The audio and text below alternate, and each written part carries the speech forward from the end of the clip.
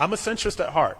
I'm a center-right guy. Being from Akron, Ohio, being from the great state of Ohio, which I'm so proud of, that taught me every value that I have today other than the military. So it was Ohio and the military that taught me these values that I'm really proud of.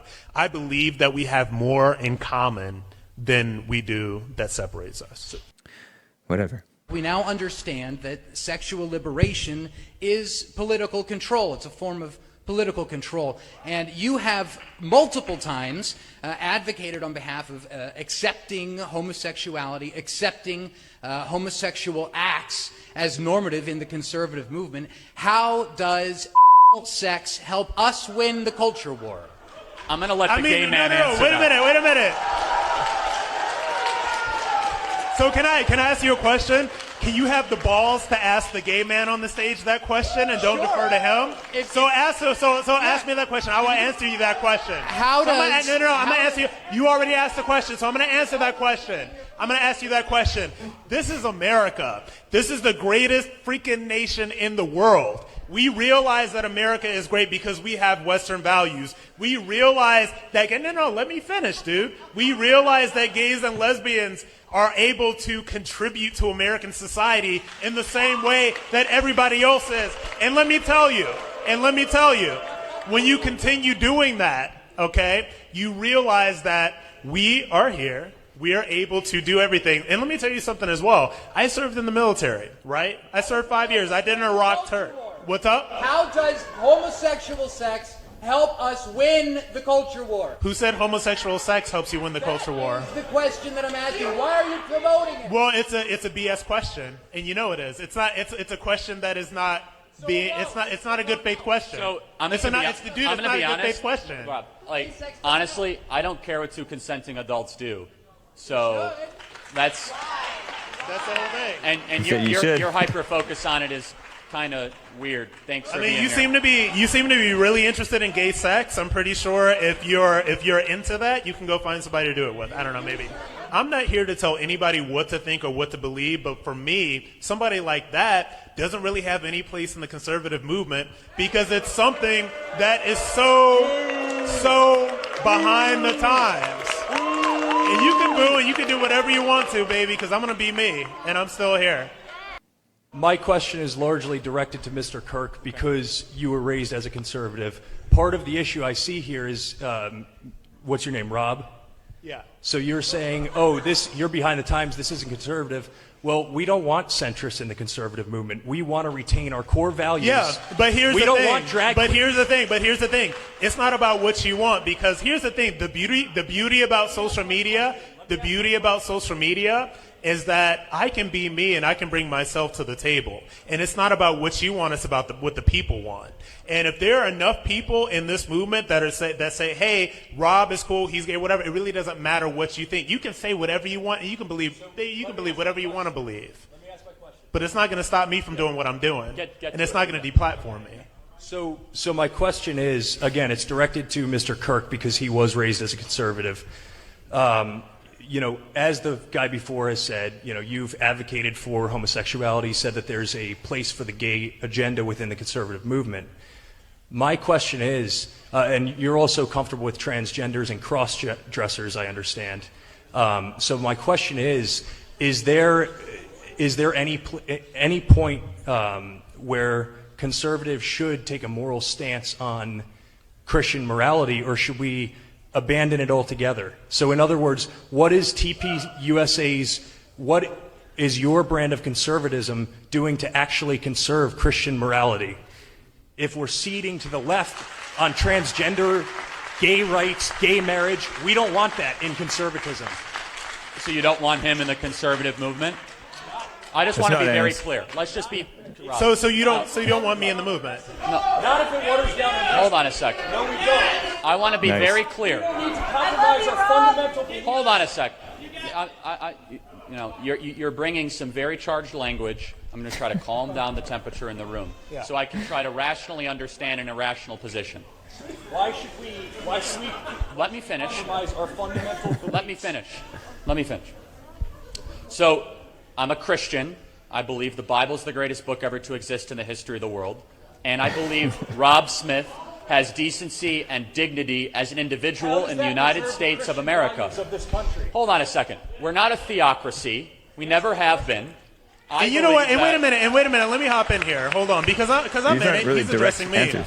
The thing that I don't understand. Well, I'm addressing you. How about You that? don't even have the courage to address the gay man on stage. So the problem that I have with as somebody that is a gay Christian, and this is the problem that I have, No such thing. because my relationship with God and coming back into the church over the past year and a half is one of the greatest gifts that has been given to me in terms of being in this movement. So my question to everybody who tries to say that, oh, you shouldn't be, Christian because you're gay. Why are you trying to turn people away from God?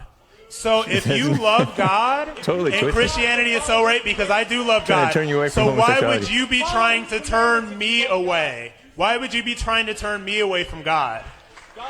So we're going to get And another thing, and one thing we're gonna that I get to the don't next do, question. and one thing that I don't do is that there is no man that is of this earth that is going to tell me what God has for me and how much God loves me. So Ain't no man goodbye. gonna tell Thank me you what for to your do. question. According to the U.S. Census Bureau population projections, in 2045, whites will account for less than 50% of the population in the United States. Given that the Democratic Party's policies do not point towards the maintaining of our American ideals, and given the most groups other than whites overwhelmingly vote Democrat, how can we be sure that said American ideals will be maintained when millions of immigrants come in with majority Democratic support? Can you prove that our white European ideals can be maintained if the country's majority is no longer made up of white European descendants? If All right. not, should we I'm support not mass applauding. legal Let me immigration? finish. Okay, thank you for being here. I appreciate it. Let me answer, I guess, your question with my perspective. I've been asked this a couple times in the last week and a half. Let me tell you my stance on immigration, then I'm going to tell you where I think you go terribly wrong with your question, okay? I think that we should embrace Senator Tom Cotton's RAISE Act, which is to lower the amount of legal immigrants into our country, but increase the merit base that we let people to come into our country. End the visa lottery, end chain migration, make English the official language of the United States, build the southern border, and restrict the amount of flow of border jumping and line cutting to come into our country. But I'm always perplexed by this argument I'm always interested by this argument, like, oh, how are we going to maintain our white status? So let's play out that racist idea. And all of a sudden we let a bunch of French people in our country. No, That's a caricature of his. He didn't say let's play that. that idea. We let a bunch of German or wants French French? people who are all socialist and hate our values. The insinuation of your question is that somehow race and ideology are intertwined together. President Donald just Trump happen has to been be. wrongly accused of being a racist president. Do you know that President Donald Trump received more support in the Latino and the black community than John McCain and Mitt Because he's Romney real. Combined. I will also say Combined. that it is a failure of the conservative movement to not be able to communicate to communities in the black community, which I believe the black community is an inherently conservative community, a community that is around the ideas of the Judeo-Christian tradition. It is a pro-life community. It's a hard-working community. And so to reject your premise that, oh, how are we going to keep the white status of this, I find that to be a racist question. I reject the idea behind it. I do not think America should become a white ethno-state as a country. In fact, I think that is a fringe perspective. I appreciate you being here, and I'm going to rationally push back against it every single time I come in contact with it. Thank you for coming tonight. I appreciate it. I'd like to know, how long do we have to wait until child drag shows are pushed as American traditional conservatism? Seriously. Let me answer. I'm going to answer Good that question. So, I get a lot of crap, and I've been getting a lot of crap from people in this room about being a gay conservative. And let me be very clear right now. No, you're not. But okay, that's great. What are you But let me conservative? address Served in the that, but United let me- States let me military. address That's that. what Let me he address conserved, that. my friend. How That's about not I conserving conserve anything. military How about I while you're a conserve this coward and you go to the country? front of the line. How about I we went to conserve I'm a this Iraq coward. to country, protect dude? our freedoms How about while I you go conserve up this talking country, about dude? conserving our country. Your freedoms when I was They didn't fighting in conserve Iraq anything. for you. How about No. that? That's not true. Is that a good enough answer about what I conserve? So let me be clear, because I want to address what he's saying, because I think that there's a valid point in what he's saying, even though what Thank he's you. saying is crap.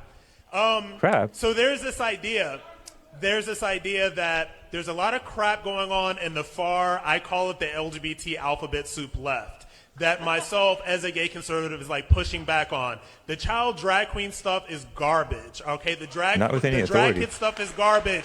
Trans kids is garbage, okay? And so I get crap from the right for being a quote-unquote fake conservative, and I get crap from the left when I stand up against that stuff and say that we need to calm that stuff down because it is not doing anything for America. As a matter of fact, I think that child drag queens and I think that trans kids, quote-unquote, are destructive to the fabric of this country. I absolutely destructive believe to that. the kids. So not to address a troll, but I need to say, as a gay conservative, a valid question, not myself and the Ricky Rebels of the world and the Scott Pressers of the world, we're the only ones in that community that are standing up against that crap and calling it for what it is. So if you don't think that you need us in the movement, these people on the left, the alphabet soup is going to do a lot of crazy stuff, and we need to pull them back in line, period. And that's why I'm doing what I'm doing. In the wake of the student debt crisis, stagnant wage growth across all education levels in all fields, liberal arts, STEM, how is regurgitating this far-left talking point of stapling green cards to diplomas America first? How is this any different than chain migration funded by taxpayers through the NSF, DOE, DOD?